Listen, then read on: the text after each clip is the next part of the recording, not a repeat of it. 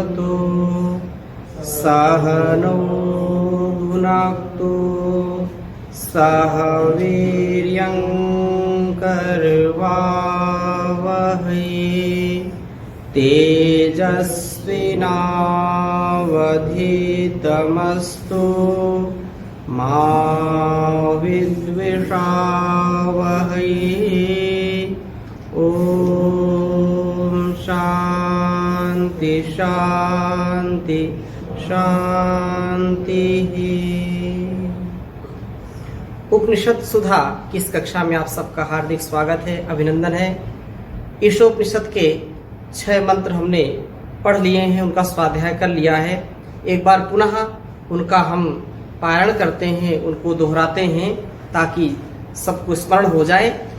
ईशावास्यमिदं सर्वं यत्किंच जगत्यां जगत् तेन त्यक्तेन भुञ्जीथा मा गृधा कस्य स्विद्धनं कुर्वन्यवेह कर्माणि जिजीविषेशतं समाः एवं त्वयि नान्यथेतोऽस्ति न कर्म लिप्यते नरे असूर्यानाम ते लोका अंधेना तमसावृताः तास्ते प्रेत्यापि गच्छन्ति ये केचात्मनो जनाः अनेजदेकं मनसो जवीयो नैना देवा आप्नुवन् पूर्वमर्षात् तद्धावतो न्यान्यते तिष्ठात् तस्मिन्नपो मातरिश्वा दधाति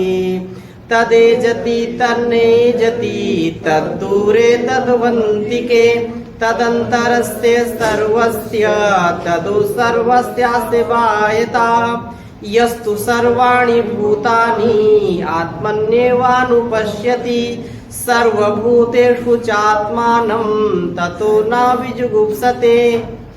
यहाँ तक हमने स्वाध्याय किया है और ईश्वर के प्रति हमारा क्या दृष्टिकोण होना चाहिए, हम अपने व्यवहार में कैसे समत्व को देखें, कैसे एकत्व को देखें, उसकी चर्चा अगले मंत्र में कही है। और अविद्या आदि जो दोष है हमारे, उनसे व्यक्ति कैसे छुटकारा पाए, उनसे कैसे छूटे, तो ये सम्यक दृष्टि हमको यहाँ पर इन मंत्रों से मिल रही है। तो हम इस मंत्र को एक बार लिखेंगे और समझने का प्रयास करते हैं। फिर अगला मंत्र उसी मंत्र से संबंधित है और वैसा ही उपदेश हमको यहाँ दूसरे मंत्र में भी मिल रहा है। इस मंत्र में कहा यस्मिन, वहां यस्तु कहा था, यहाँ कहा यस्मिन। यस्मिन सर्वाणि भूतानि, मैंने पहले भी मंत्र में इस बात को कहा था। अब हम इसको जब संहिता में लिखेंगे तो इसको इकोनर्जी के माध्यम से न्या कर देंगे। भूतान्या,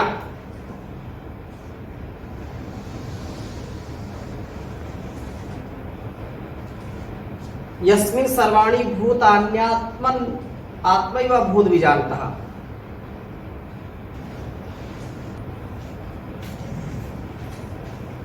तत्र को मोह कः शोकः।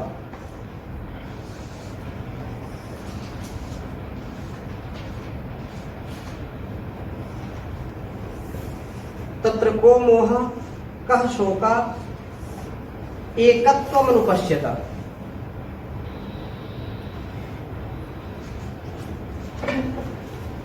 उच्चारण करेंगे एक बार। यस्मिन् सर्वाणि भूतानि आत्मैवाभूत विजानतः तत्र को मोहः कः शोकः एकत्वमनुपश्यतः। यस्मिन् सर्वाणि भूतानि आत्मैवाभूत विजानतः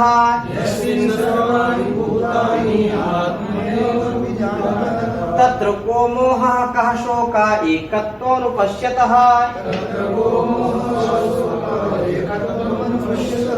अब इसको समझने का हम प्रयास करते हैं।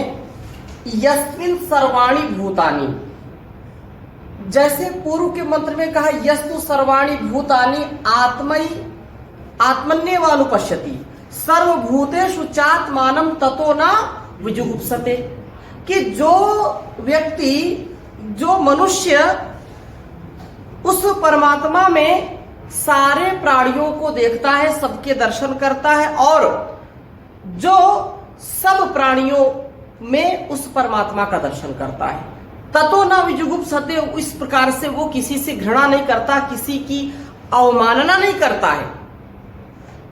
ये जो भेद है, विचिर भावे, विचिर पृथक भावे, अर्थात क्या, कैसे, क्यों ग्रहण करने का जो सामर्थ्य मिलता है, वो हमको बिना जान के नहीं हो सकता है, बिना विद्या के नहीं हो सकता है।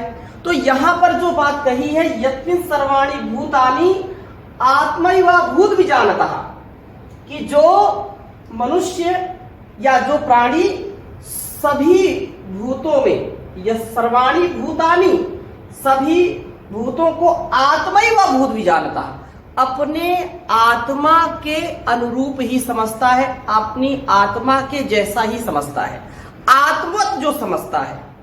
सभी प्राणियों को जो आत्मवत समझता है, अपने जैसा ही समझता है, जो पूर्व के मंत्र की चर्चा थी, उसको यहां पर हम जोड़ करके चर्चा करेंगे।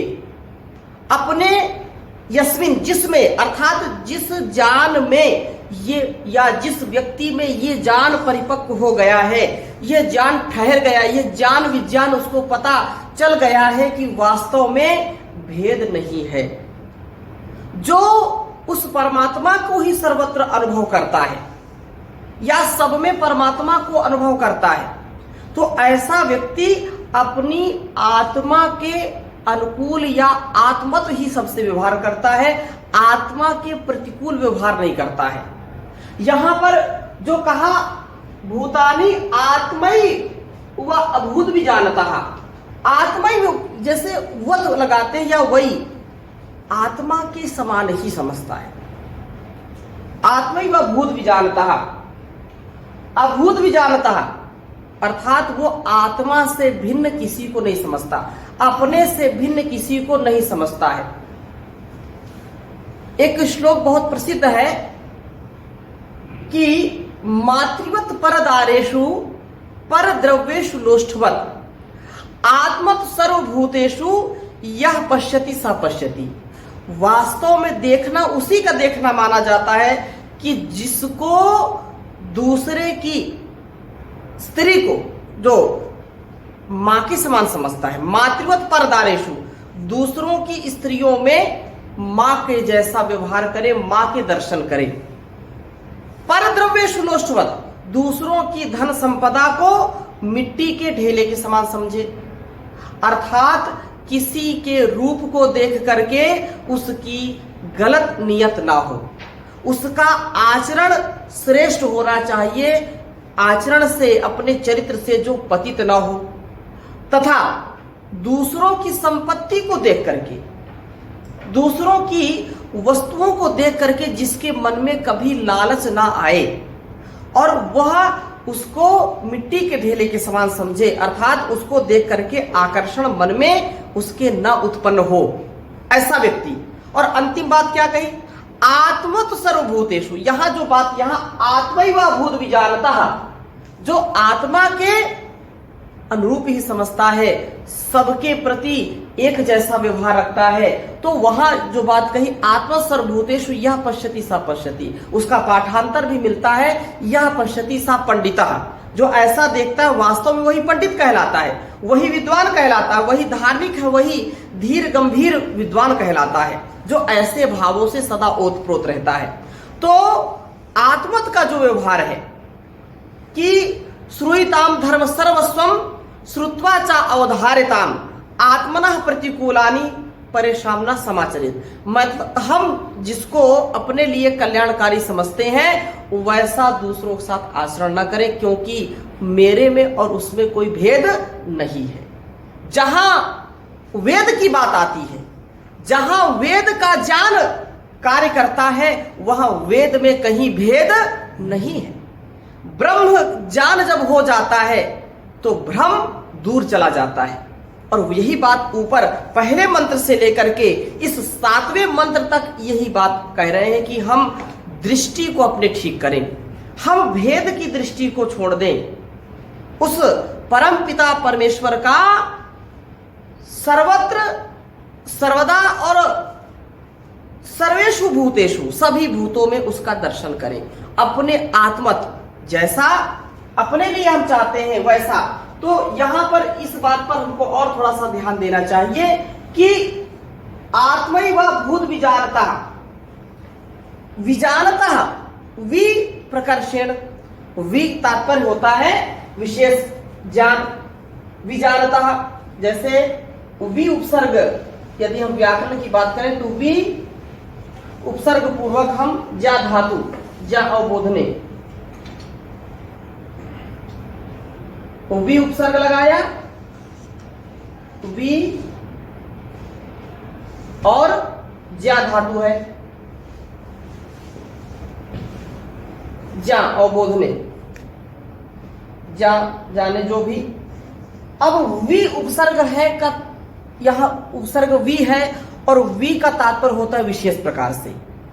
विशेष प्रकार से जब हम किसी चीज को जानते हैं, किसी व्यक्ति को, किसी वस्तु को, किसी स्थान को, तो उसमें कोई संशय नहीं रह जाता, संशय का कोई वहां पर स्थान नहीं होता है। जब हमने किसी चीज को देख लिया, अच्छी प्रकार से जान लिया कि यह अमुक व्यक्ति है, अमुक फल है, अमुक पुष्प है, तो उसमें कोई हमको शंका नहीं रहती है, हमारे अंदर दृढ़ता आ जाती है। तो जो पहले मंत्र में कहा अस्तु सर्वाणि भूतानि आत्मन्यवानुपश्यति सर्वभूतेषु चात्मानं ततो न विजुगुप्सते का भाव इसमें प्रकट करेंगे कि जो इसको अच्छी प्रकार से जान लेता है। यहाँ उपसर्ग भी लगा है, विजानता, जो ऐसा जानता है जिसके अंदर ऐसा ज्ञान ठहर गया है। वि उपसर्ग की मैं चर्चा कर रहा था। वि उपसर्ग जो होता है वो विशेष अर्थ में प्रयोग करते हैं और विपरीत अर्थ में भी प्रयोग करते हैं। तो थोड़ा सा मैं इस पर संकेत करना चाहूंगा। जैसे कोई कहता है कि विज्ञान, वि उपसर्ग लग गया, क्या कहते हैं? विज्ञान। विज्ञान का मतलब क्या है? विशेष प्रकार का ज्ञान, विशेष प्रकार का ज्ञान हो गया। अब जैसे हमने कह दिया विमल, तो विमल का अर्थ यहां पर समझिए, यहां पर विशेष प्रकार का मल नहीं है, यहां विपरीत अर्थ आएगा। अर्थात विगतः मला यस्मात्, जिससे या जिसके सारे मल क्षीण हो गए। जैसे निर्मल बोलते हैं वैसे विमल का अर्थ होगा। वि उपसर्ग यहां भी है, वि उपसर्ग वहां भी है, लेकिन उसका विपरीत अर्थ हो गया। जैसे बोल दिया कि जो है वैराग्य, विराग का भाव क्या हो गया? वैराग्य। तो अर्थात राग जिसके अंदर से चला गया है, जिसके अंदर से राग चला गया है तो विरागी हो गया। विराग से फिर विराग का भाव वैराग्य कहलाता है। तो यहां पर जो विज्ञान का भाव है या विजानता है, जो अच्छी प्रकार से जानता है, इसका विपरीत अर्थ नहीं है कि ज्ञान जिसका चला गया, विपरीत अर्थ नहीं है। तो वि उपसर्ग विपरीत अर्थ में भी प्रयोग करते हैं और जो है उसको विशेष अर्थ में भी प्रयोग करते हैं। तो ऐसा हम समझे। और अनेक शब्द हम ले सकते हैं, वो अभी वो विषय नहीं है, फिर आगे कभी चर्चा करेंगे। तो यहां जो विशेष प्रकार से चर्चा की है कि भूतानि आत्मै व अभूत विजानता, अच्छी प्रकार से विशेष प्रकार से जो जानता है, सत्य क्या है, असत्य क्या है, ईश्वर के स्वरूप को जो समझता है, आत्मा के स्वरूप को जो समझता है, जीव प्रकृति और परमात्मा के स्वरूप को जो ठीक ठीक समझता है, वह जानने वाला होता है, वही विशेषज्ञ होता है। विशेषज्ञ विशेषता को धारण करने वाला होता है, इसलिए यहां पर कहा विजानता।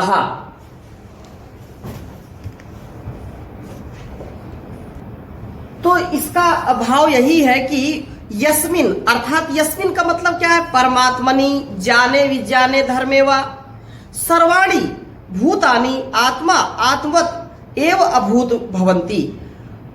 जो है परमात्मा के स्वरूप में सबको समझता है।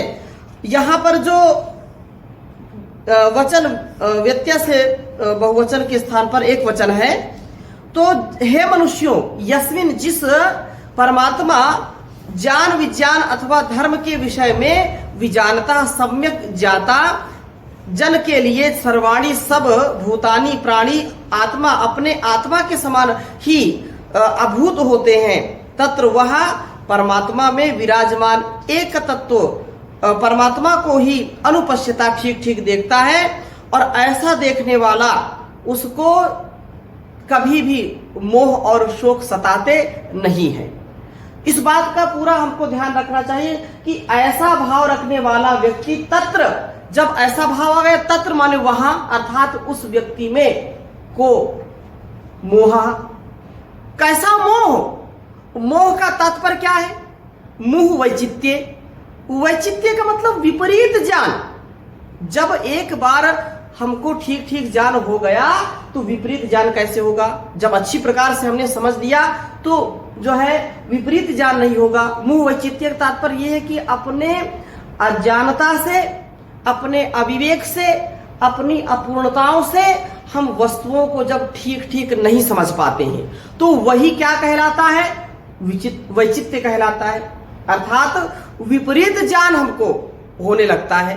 हम जो आत्मा है उसको अनात्मा समझते हैं, जो सुख है उसको दुख समझते हैं, जो दुख है उसको सुख समझते हैं। ऐसी जो परिस्थिति है उसको यदि दूर करना है तो हमको ज्ञानी बनना पड़ेगा। हमको सब परमात्मा के जो बनाए हुए यहाँ पर प्राणी हैं अलग अलग, उनमें एकत्व का भाव देखना पड़ेगा। और एकत्व का जब भाव देखेंगे तो निश्चित रूप से वह परमात्मा हमको सदगति देगा, हमको सदज्ञान देगा, सदविवेक देगा।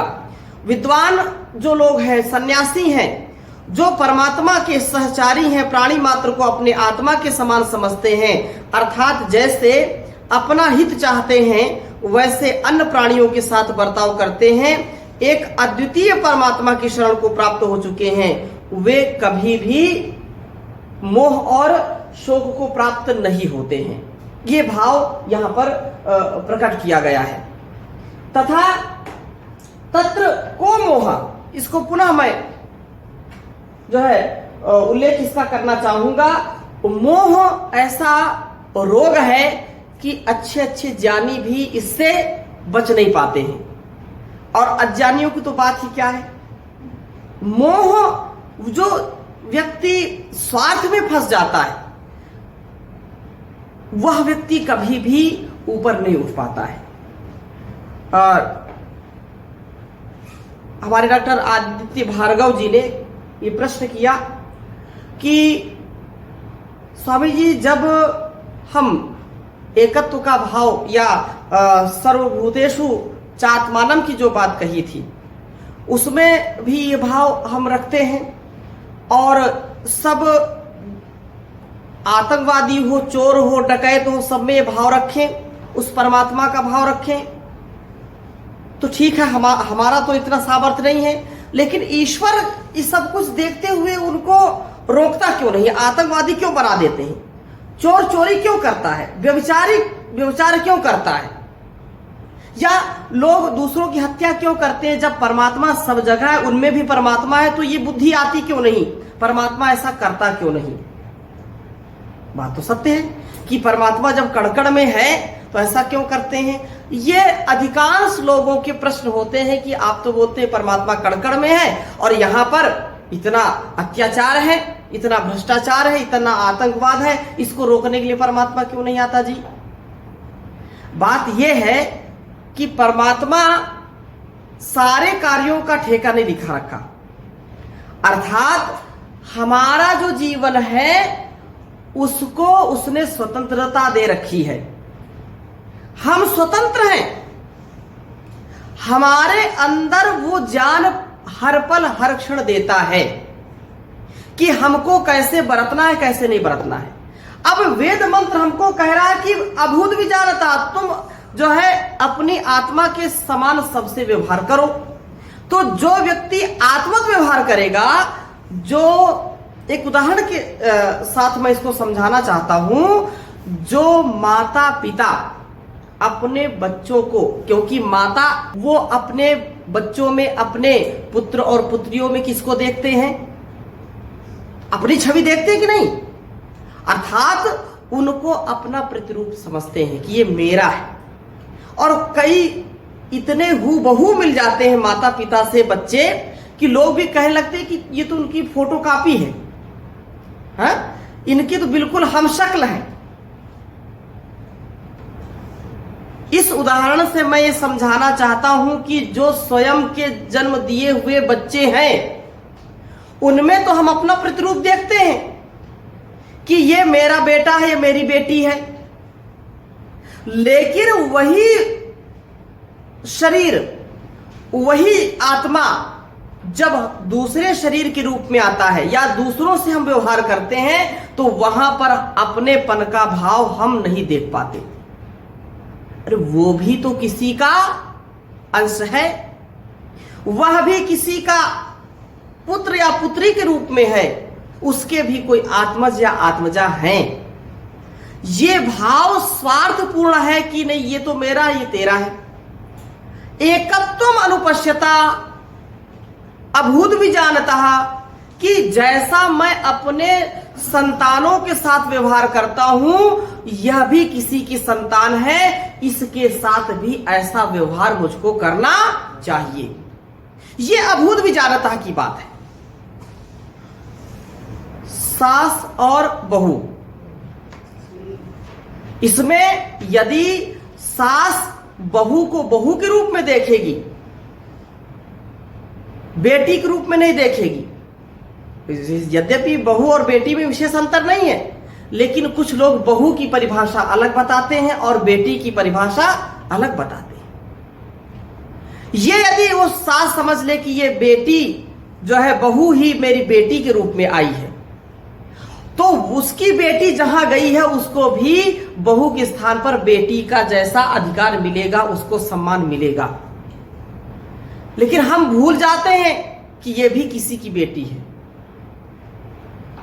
वे सास बहुएं जो सदा सर्वदा अब जो है मान पूर्वक जीवन का निर्वहन करते हैं, एक दूसरे का सम्मान करते हैं, वो बहू जो है अपनी मां के समान उसको समझती है, अपनी आत्मजा समझती है। और जो सास अपनी बहू को बेटी समझती है, वो अभूत भी जानता है।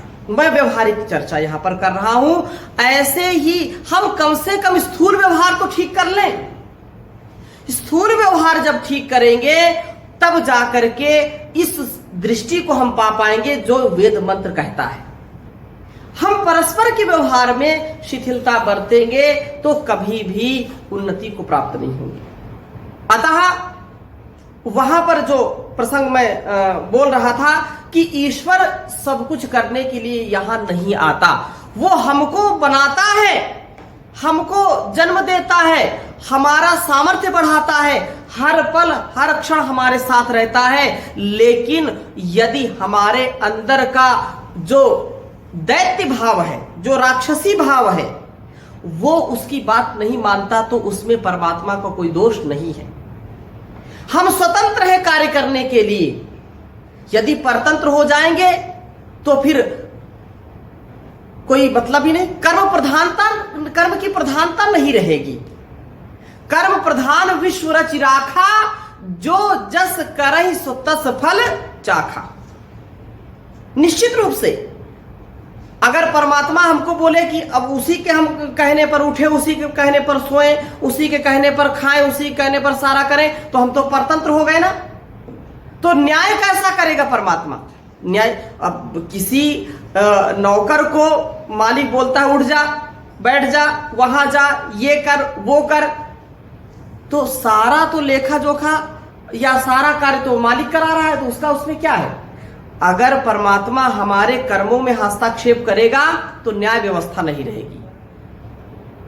हमारे अंदर वो भाव कैसे आ जाते हैं? बुद्धि सबकी है, सबको ज्ञान विज्ञान दिया है परमात्मा ने, लेकिन हमारे अंदर जन्म जन्मांतरों के जो पशु पक्षियों के संस्कार हैं, तो वो भी हमारे अंदर जो स्वार्थ परक वार्ता वो भी हम करते हैं। स्वार्थ परता या संकीर्णता से युक्त होकर के हम अपना आचरण भी दिखाते हैं। क्यों? क्योंकि हजारों जन्म जन्मांतरों के हमारे अंदर संस्कार हैं। इसलिए परमात्मा हमको संकेत करता है कि ऐसा नहीं करना। जो आतंकवादी हैं वे उनके भी माता पिता हैं, उनके भी बेटा बेटी हैं, तो वो जैसा दूसरों के साथ व्यवहार करते, दूसरों की हत्या कर देते हैं, क्या वो अपनी बेटा बेटी की हत्या कर सकते हैं? नहीं कर सकते। वहां पर तो यही बात उनको नजर आती है कि आत्मैव अभूत विजानता। वहां वो ये चर्चा करते हैं कि ये तो मेरा बेटा है। जिसने अमेरिका को थर्रा दिया वह आतंकी, क्या नाम उसका था? Osama bin Laden. उसकी कई बीवी और कई बच्चे थे। किसी ने ये सुना कि अपने बीवी बच्चों को मारा उसने? नहीं मारा। बहुत प्रेम करता था वो। और प्रत्येक आतंकवादी या चोर डकैत जो भी होता है, व्यभिचार करने वाला भी व्यक्ति अपनी बहन और बेटी की इज्जत को बचाना चाहता है। अगर इस बात को समझ ले कि अभूत विजानता, जैसी मेरी बेटी मेरी बहन है वैसे दूसरे की बेटी और बहन है, तो ये बात यदि समझ में आ जाएगी तो उसकी बुद्धि की शुद्धि हो जाएगी, वो गलत कार्य नहीं करेगा। यही तो बात है। तो डॉक्टर आदित्य भार्गव जी ने जो प्रश्न पूछा था उसमें ये बात हमको सदा सुनिश्चित करके रखनी चाहिए और हमारा ज्ञान तभी परिपक्व होगा।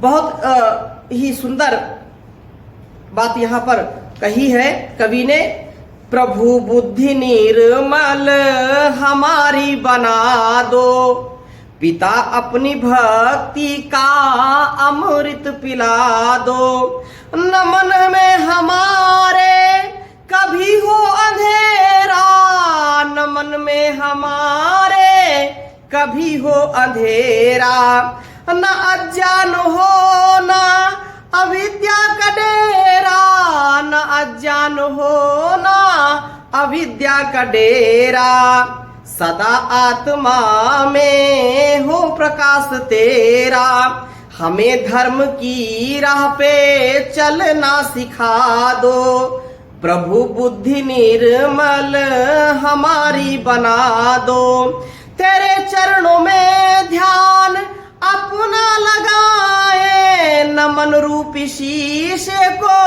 मैला बनाए, कभी सत्य मार्ग से पग ना हटाए, सदाचार का पाठ हमको पढ़ा दो, पिता अपनी भक्ति का अमृत पिला दो, नंदलाल ने भक्ति में मन लगाया, विषय वासना में है जीवन गवाया, शर्मसार होकर तेरे द्वार आया, भंवर में है किस्ती किनारे लगा दो, प्रभु बुद्धि निर्मल हमारी बना दो।